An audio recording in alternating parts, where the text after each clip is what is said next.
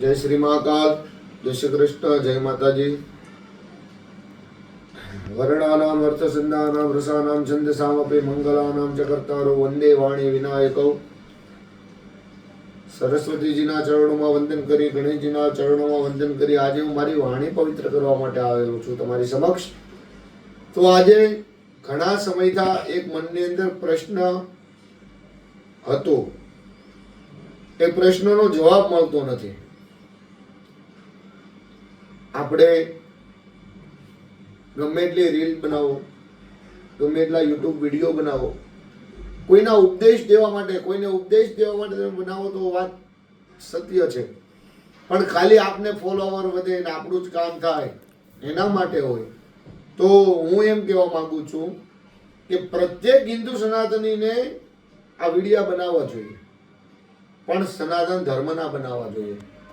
આપણે આપણી દીકરીઓને સાચવીએ, આપણે આપણી માતાઓનું રક્ષણ કરીએ, આપણે આપણી પરિવારના દરેક સભ્યોનું રક્ષણ કરીએ। ઘણીવાર આપણે સાંભળીએ છીએ ને કે ધર્મો રક્ષતા રક્ષિતા, ધર્મનું રક્ષણ કરશો તો ધર્મ તમારું રક્ષણ કરશે। આજે એટલા બધા કથાકારો છે, એટલા બધા વ્યાસપીઠ ઉપર લોકો ચડી ગયા છે, હું કોઈ પણ વસ્તુ બોલીશ તો એ વિવાદિત થઈ જશે, તો હું વિવાદ કરવા માટે નથી આવ્યો। હું તમને ખાલી જણાવવા માટે આવ્યો છું કે મારામાં જેટલું જ્ઞાન છે તો આપણે દરેક જાગીએ। આ રામચરિત માનસ આપણા માટે છે કે આપણે જીવનમાં ઉતારીએ તો રામચરિત માનસ આપણે જીવન કેવું આપી શકે। શ્રીમદ ભાગવત આપણા માટે છે કે જીવતરને અનુસંધાન કરીને કઈ રીતે મોક્ષની પ્રાપ્તિ કરવી। શ્રીમદ ભગવદ ગીતા કોની સાથે બેસવું, કોની સાથે રહેવું, કોની સાથે કયું વર્તન કરવું અને સત્યનો માર્ગ કઈ રીતે લેવો, આવા અનેક પુરાણો છે, વેદો છે, શાસ્ત્રો છે હિન્દુ સનાતન ધર્મની અંદર। તો આપણે દરેક જાગતા કેમ નથી?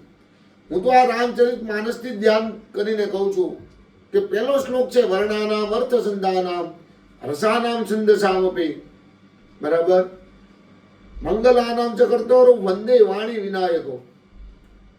વર્ણથી આમાં કોઈ એવું નથી કે આ વર્ણનો વ્યક્તિ ન લઈ શકે, આમાં કેવલ રામચરિત માનસની કથા નથી, આપણા જીવનની પણ કોઈ કથા અંદર બિરાજમાન છે। આપણે અરીસાની સામે ઊભા રહીને જે જોઈએ છે આપણો ફેસ કેવો છે, આપણું મોઢું કેવું છે, તો આમાંથી આપણે જાગૃત થવાની જરૂર છે। આપણે તિલક કરતા નથી, આપણે દીવાબત્તી કરતા નથી, 10-10 વાગે ઊભા થવા વાળા વ્યક્તિઓ છીએ, તો આપણે આ શા માટે કરીએ? હિન્દુ સનાતન વૈદિક ધર્મના રક્ષકોને ખાલી એટલું જ કહેવાનું છે કે આપણે એક થઈએ, એક થઈશું તો જ નેક થઈશું। એ નેક થવા માટે આપણે બીજો કોઈ રસ્તો નથી, પહેલા એક થવું પડે, કોઈ સંગઠન હોવું જોઈએ। આજે ઘણીવાર બીજા બધા ધર્મના લોકોને જોઈએ છે જ્યાં એના ધર્મમાં આપણી સંસ્કૃતિ પાલન થાય છે, ઘણા લોકો દીવો કરે છે, ઘણા લોકો અગરબત્તી કરે છે, તો આપણા ધર્મનું છે એ આપણામાંથી લે છે। હિન્દુ સનાતન વૈદિક ધર્મના બધા રક્ષકો જ છે અને એનું જ રક્ષણ કરે છે હિન્દુ સનાતન ધર્મ। તો આપણે દરેક જાગૃત કેમ નથી થતા? તો મારી આ વિનંતી સાથે કે જો નિશાળમાં ભણતો હોય તો મહિનામાં એકવાર કથા કરાવો, તમારા ઘરે યજ્ઞ કરાવો, તમારા ઘરે ભગવાનના પારાયણો કરાવો, તો એ તમને સારું જ્ઞાન આપી શકશે। આ બાગેશ્વર ધામ ધીરેન્દ્ર શાસ્ત્રીને સેલ્યુટ છે, બરાબર, બીજા છે દેવકી નંદનજી, આ બધા મારા એના જીવનમાંથી હું કાંઈ પણ સારી વસ્તુ લઉં છું એટલે હું એમના નામ લઈ શકું।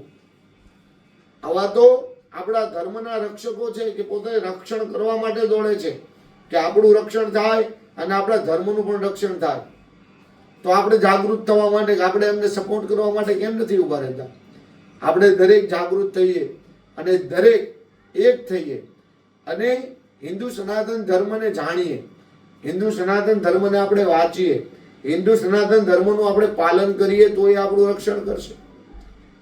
વધારે કંઈ ન કહેતા, મારી વાણી દ્વારા કોઈ પણ ને કાંઈ પણ શબ્દો દ્વારા ખોટું લાગ્યું હોય તો આ મનમાં વિચારજો કે આપણે હિન્દુ સનાતન ધર્મ માટે શું કરીએ છીએ। ખાલી નામ લેવાથી નહીં, નામ દેવાથી નહીં, એની માટે મરી પડવું પડે છે, એમની સાથે રહેવું પડે છે અને ધર્મનું પાલન થાય।